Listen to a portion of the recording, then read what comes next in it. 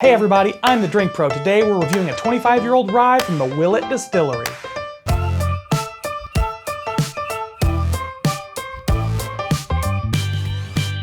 What's up everybody, Kyle the Drink Pro here with you yet again. Thank you as always for watching the channel and clicking that like button, clicking that subscribe button, and clicking the bell for notifications. Today we've got a really interesting pour and one that is honestly very hard to get your hands on. I am forever grateful to Tab25. Big shout out to him. That is a moniker obviously and not his real name. So I'm not running the anonymous donor animation for him, but I am very thankful for this opportunity. Now before I get into this video at all, I want to let you all know that this is going to be the last Tuesday release. That doesn't mean the last video. Everything you see on this channel is me.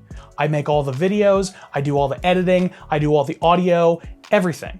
So it takes a lot out of you. And unfortunately for me, I'm not able to keep doing 2 videos a week. What I am doing, however, is continuing to make 1 video a week, releasing it on Mondays, continuing to do the live streams every Thursday, and if you're in the Patreon, you will get exclusive unedited videos every single Friday. Now that is in part to convince people to join the Patreon. There's a lot of cool content up there and I promise you, you won't regret the $3 a month minimum entry fee. But also it's because the editing and the production is what takes so much of my time up. This way, I think you can get the best of both worlds. So I appreciate everybody who's gonna continue to support me down this road. And maybe in the future I'll expand, but I gotta increase my income first so that I can pay for an editor. Now, I've done a Willett pour in the past, at least 1, maybe 2. I'll have to check the records on that, but I know this is gonna be something far different than what I have tried before for 2 different reasons. First off, because this is a rye, actually 3 reasons. Second off, because it's 25 years old. That's so much older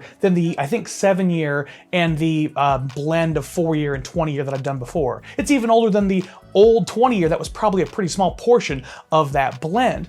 But the third reason, which I think is maybe the most important reason, is that none of the distillate in this glass is actually from the Willett Distillery. Let me explain. So if you go to Willett's website, they're gonna tell you that their history of the company started in 1684. I'm gonna go ahead and call bullshit on that. I mean, sure, they've got some history. There's been some Willett family members in and out of the whiskey business for a long period of time, which I'll talk about in a minute, but let's not try to trace this stuff back into the 1600s, into the pre-immigration era for your family. That seems a little ridiculous to me. Sorry, Willett. Gotta try a little bit more realistic of a history. It's especially ridiculous when you can trace your family's lineage back into the 1860s and still have a pretty darn interesting story. John David Willett was born in the 1850s, and he was actually the master distiller at a company called Moore, Willett and Fenk. This was a distillery very early on in the, American pioneering of whiskey and bourbon. I shouldn't say pioneering, it's really pioneer days almost. It's an early era in whiskey in America. Maybe not as early for rye, which is what I'm drinking today because there was a lot of rye in the 1700s in Pennsylvania, but for bourbon, very early in its timeline. Anyway, John Willett was the master distiller at the Moore, David and Fenk distillery, but he fell ill in 1876 and had to sell his 1/3 share.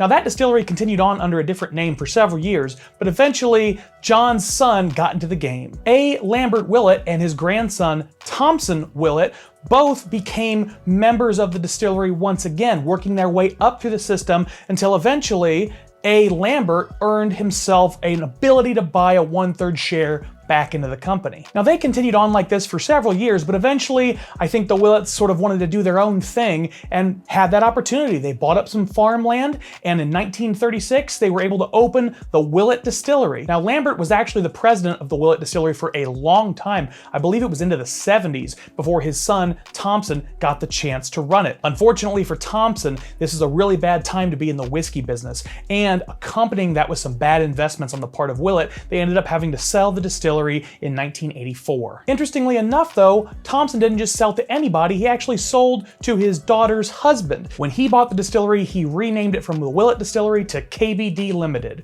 the Kentucky Bourbon Distillers. Now this is important for 2 reasons. First off, obviously taking the Willett name off of the distillery is noteworthy, but also, and more importantly, at the time they weren't distilling any product. He owned the brand, he owned, well, a series of brands actually, but They weren't making new product. They were instead sourcing whiskey from other companies and using the last of the reserves that Willett had produced in the past. It wasn't until January of 2012 when Willett began distilling again, and a lot of the modern pours you're going to get are in fact distillate coming from Willett.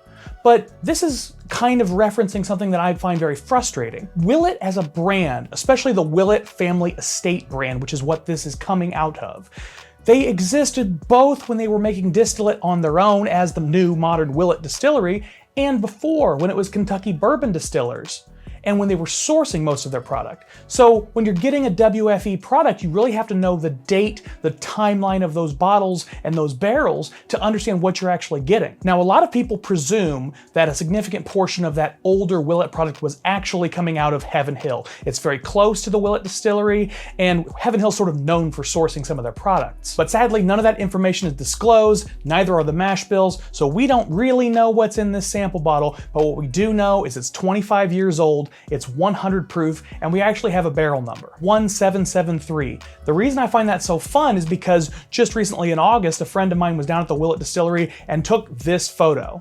So here we can see that a barrel only 4 numbers away from the one I'm sampling was selling for $100 an ounce at Willett itself. All right, so let's go ahead and pour this out. By the way, guys, I still do have these Drink Pro Glencairns available at thedrinkpro.com, and I still have these shirts available at thedrinkpro.com. It's maybe not this exact color. This, I believe, is the Patreon exclusive, but you should definitely check it out, especially because I'm not going to keep this stuff around forever. We're changing suppliers, so a lot of this stuff is going to disappear forever very soon.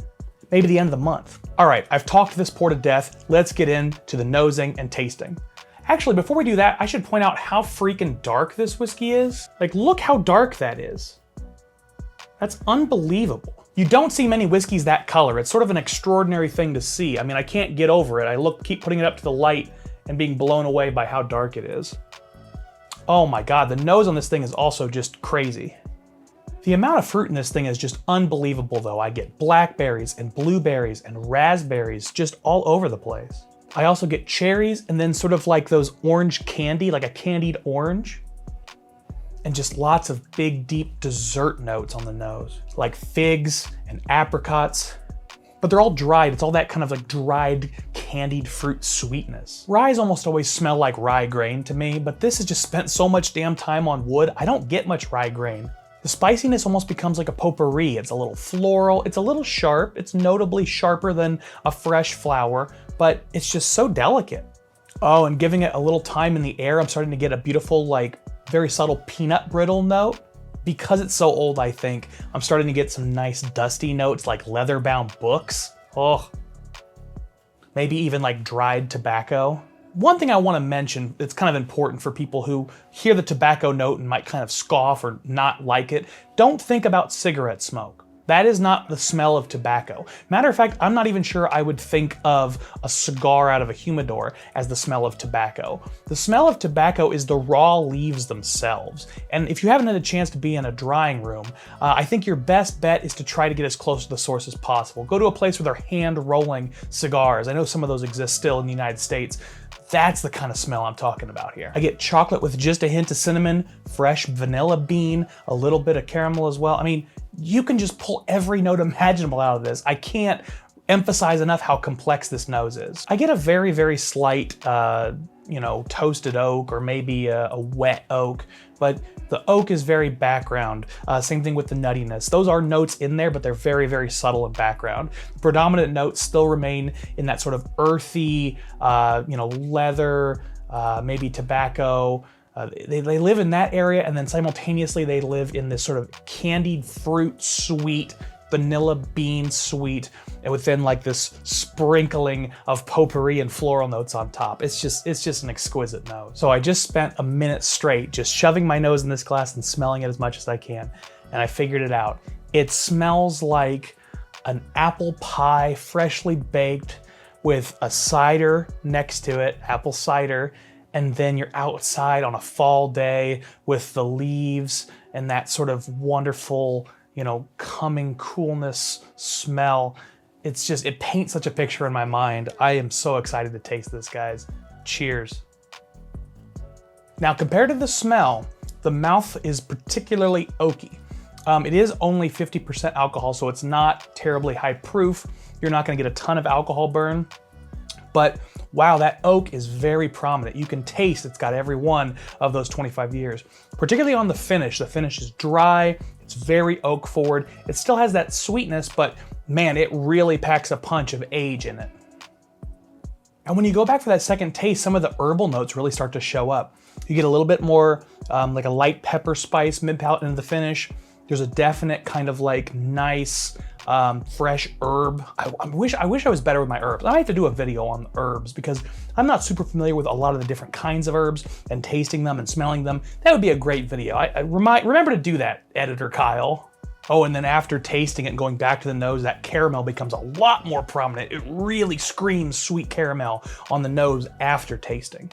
There it is. This is why I do 3 tastes. That third taste, I really start to see that floral component show up. And again, the rye spice is almost non-existent. You get a hint of it in the mid palate with some cinnamon, but the beautiful floral sweetness at the beginning with just a hint of wood underneath, and then they kind of cross paths in the mid palate, and the wood grows and becomes more and more prominent until a finish where you just get wonderful black pepper and maybe even like bell pepper flavors, and really distinct oakiness. It's just a fantastic pour. You know, I don't usually love super oaky whiskeys. It's not usually my go-to thing, but this is like a special occasion pour. If you have this bottle, you're not drinking it every day. This is something you pull out for a good time. You know, I was very lucky to be able to get a sample of this from a very generous man. This is something there you're really celebrating what you're having. And that kind of cool super oakiness that's not too astringent, it's not too bitter, is a wonderful thing to have, especially in a rye, because I almost always feel like ryes aren't my jam. And a lot of that's because that sharp rye spice, that is not present in this at all. It gets so tamped down and you get the beautiful floral notes and the oakiness kind of rises like a phoenix from the ashes. It's really something special, guys. I'm gonna have to kill this pour right now. Oh, I wish I had so much more of this. Now I'm just starting to get that lemon note and a couple of those fruits are starting to show up. I bet if I had 2 ounces of this, I could sit there with it and pull every note that I smelled out of it, because they were all starting to show up one by one. Every sip was a new adventure, and every smell was a new adventure with this. Every time I'd nose it, I'd find something new. Every time I sip it, I'd find something new. I wish I had more, but I am so grateful to have the chance to try it. Thank you so much, Tab25. Much appreciated, my man. I'm going to pull every freaking drop out of this sample bottle, and you guys keep drinking like professionals. Cheers.